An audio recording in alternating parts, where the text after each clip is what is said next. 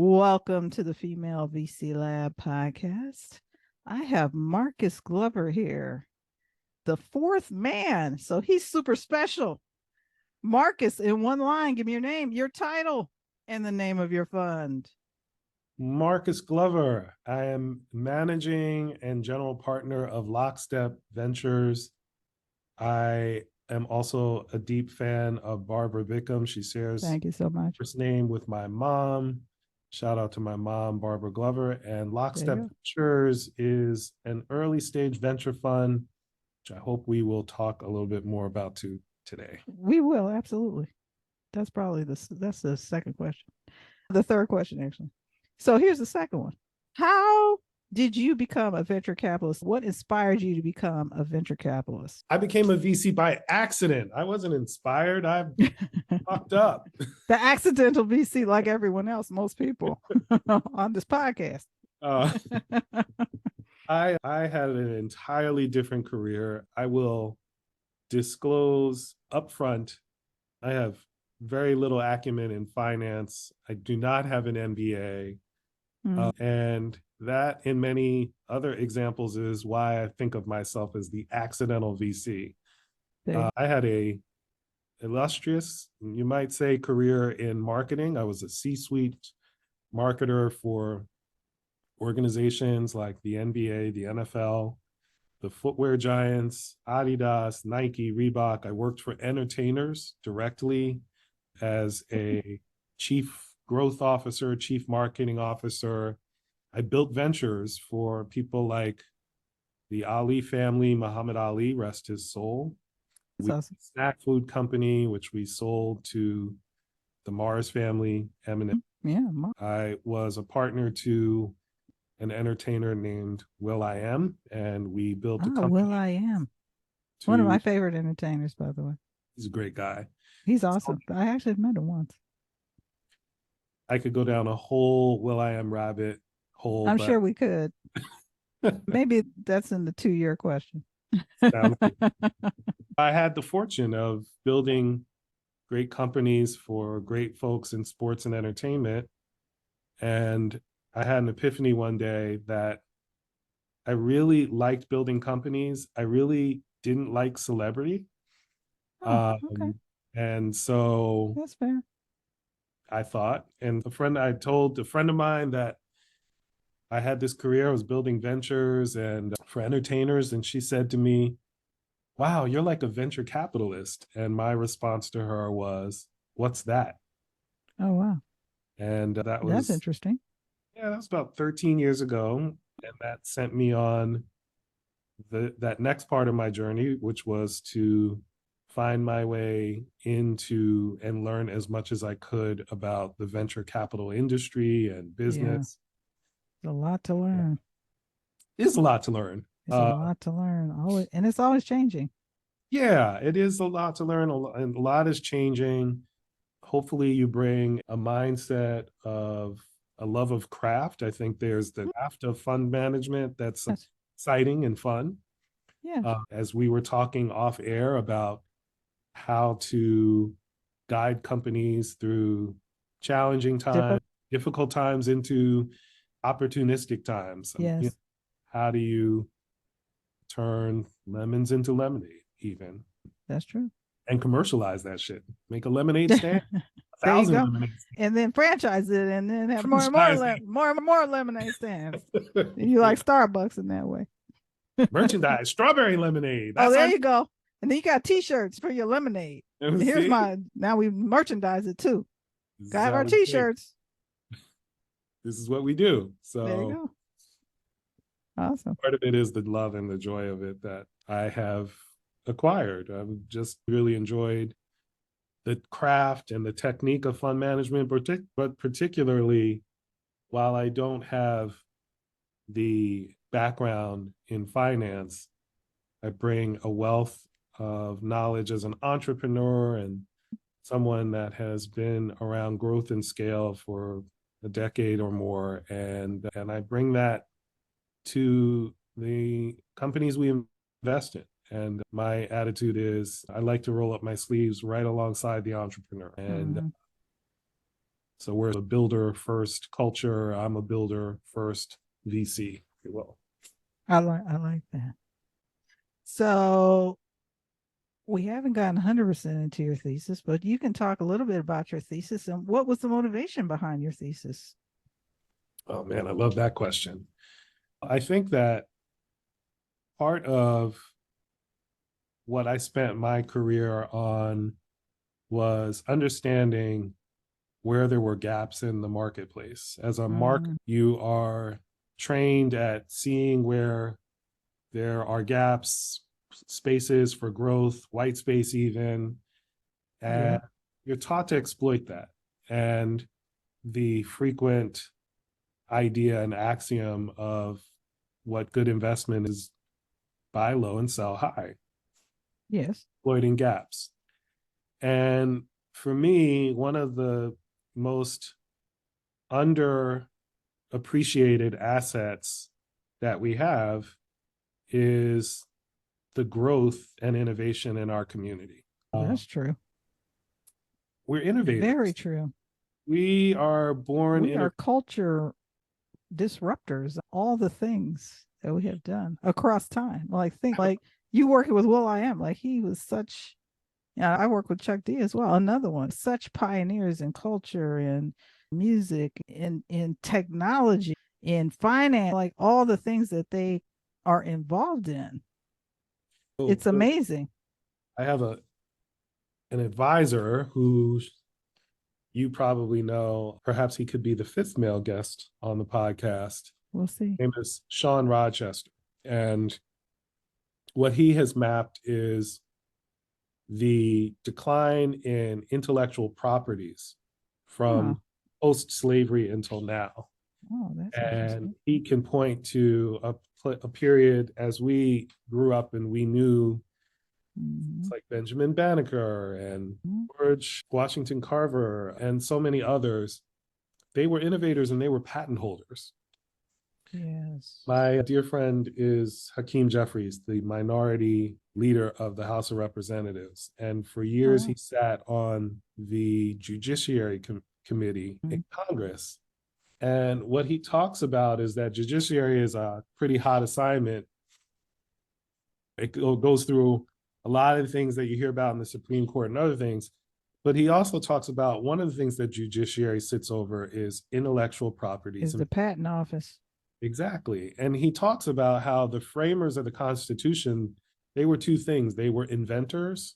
That's true. And they were writers. But Benjamin Franklin was an inventor. And people loved this concept of this new America because it allowed for ownership, your ideas. And so much, as you were saying, of what we have contributed to the world has been our innovation. 100%. When we look at the next iteration of the world, the future that we are stepping into, and we are looking at all these topics around autonomous and AIs, blockchains, deep tech, space. We can put space in there. Like, who's building the space? Who's building all the electric clean tech? I mean, we could go on and on. And we are there. And we are. And if there is a theme about us being there, is we're undervalued, we're underestimated, and we're overlooked. Which is silly. It's not only silly, but it's also an investment thesis.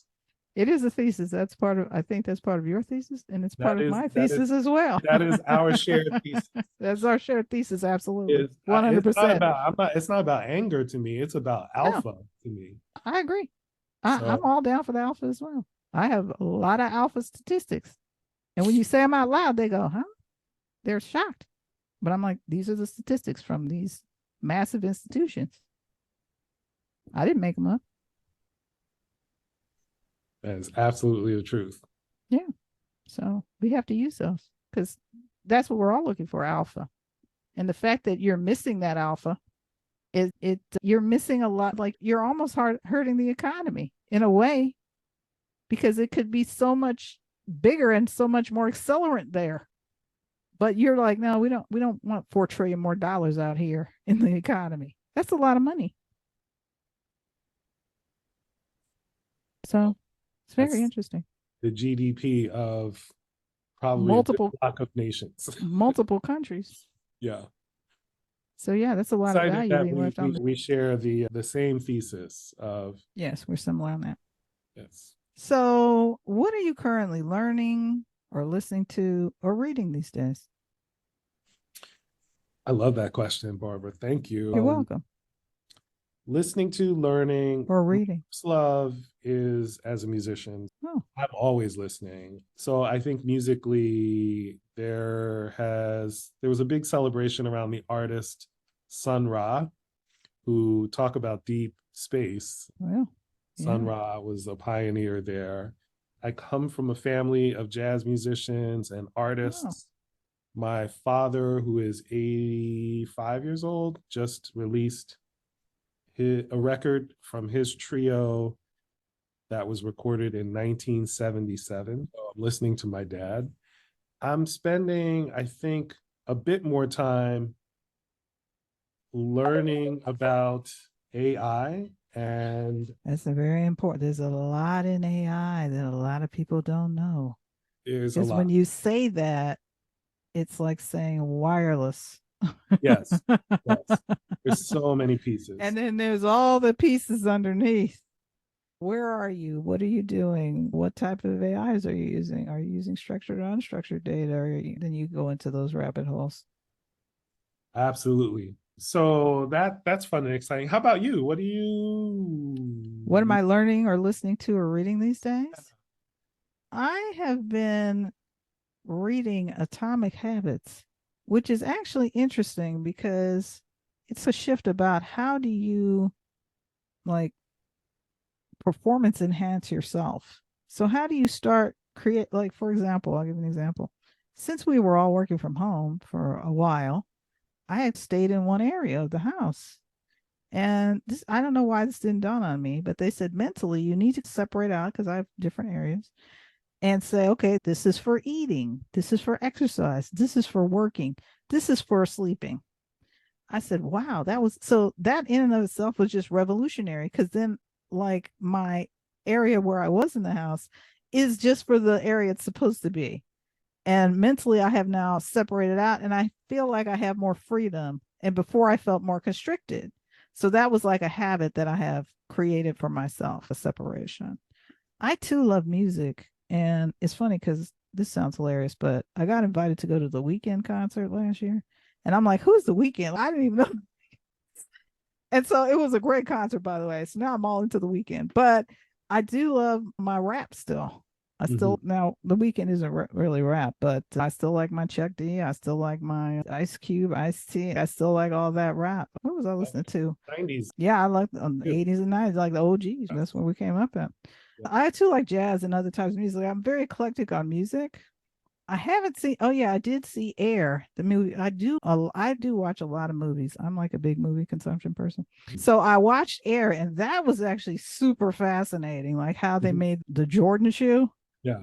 I said, this is unbelievable, right? Like it was I haven't really. seen it, but I Oh my can't. gosh, it was. I won't say. I won't give you any spoilers, but it was really good. I would really suggest everyone watch Air because you know what? I like those movies about business because it was about business. It was about marketing. It was about like trying to because they were number 4 in the market, Yeah.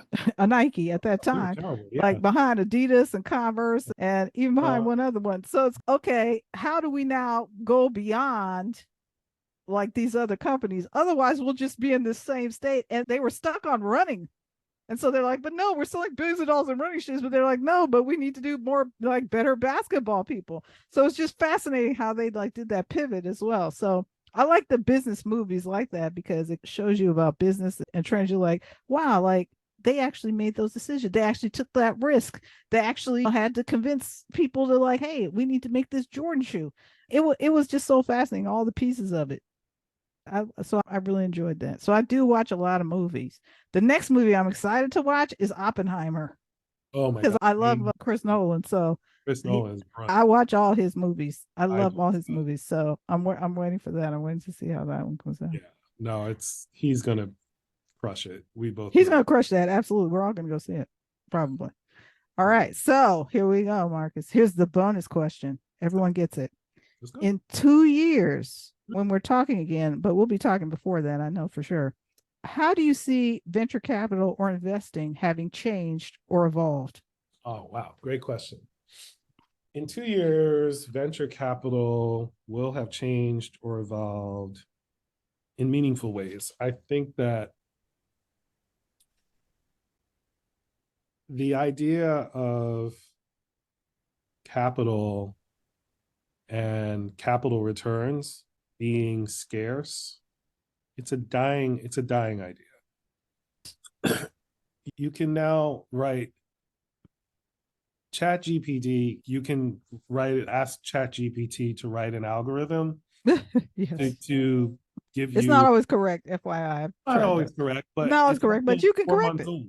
It's also 4 months old, right? Yeah, it's pretty good for 4 months, though. I agree. No, that's what I'm saying. So I'm simply saying that making money can now be an automated task.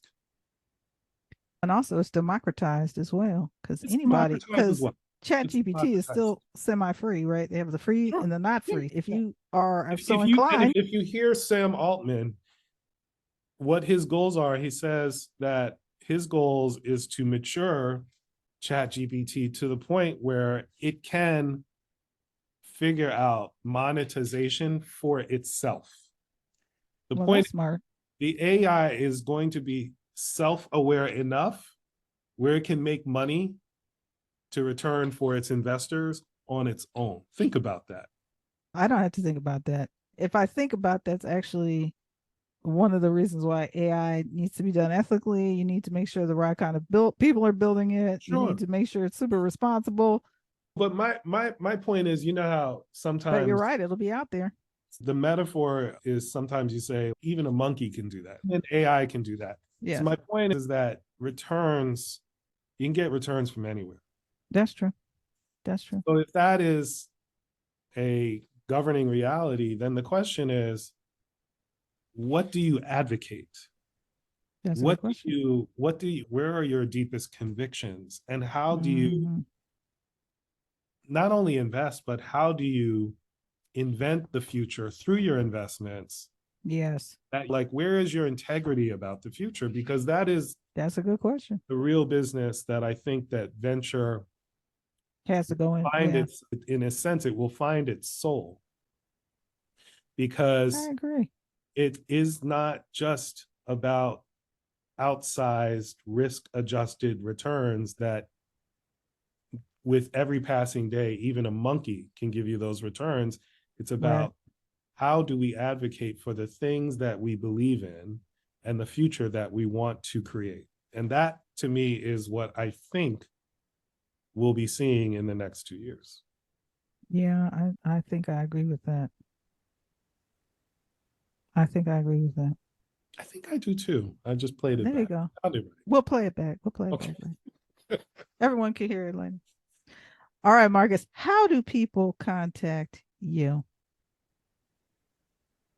The internet. The internet. The Okay. internet. Marcus's contact information, his LinkedIn and what have you, how he is contactable will be in the show notes. So I'd love to hear we'll from catch him. We'll catch him on the web. Now, which version of the web are you in, Marcus? Are you in the web 3 or are you in just the normal traditional web? you. I have a toe in to the Web3. I have no toe in the dark web. Oh, okay. You're not on the dark web, so that's good to know. Yeah, no dark webs. Marcus Glover from Lockstep Ventures. Thank you so much for being my guest on the Female VC Lab podcast. It was a privilege, and that's an understatement to say it was a privilege. To be number 4, Number 4. what a privilege. Thank you for agreeing to do it. My pleasure. Hope to see you soon, Barbara. Yes, you will. Thanks so much.